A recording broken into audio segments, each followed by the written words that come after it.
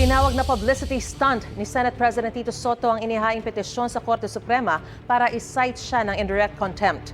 Ang nasabing petisyon ay sinampa ng ilang abogado at individual laban kay Soto ay kaugnay sa mga pahayag niya sa desisyon ng Korte Suprema ukol sa Articles of Impeachment na inihain laban kay Vice President Sara Duterte noong nakaraang taon. Sabi ni Soto, hindi batayan para ma-cite ng indirect contempt ang pagsasabi ng hindi pagsang-ayon sa desisyon ng Korte. Dapat aniyang alam ito ni Attorney Ferdinand Topacio na isa sa mga naghain ng petisyon, lalo na't matagal na aniyang may record si Topacio ng pagpuna sa mga desisyon ng Korte na hindi pabor sa kanyang kliyente. Sasagot daw si Soto sa petisyon kapag iniutos na ito sa kanya ng Korte Suprema. Gusto mo bang mauna sa mga balita?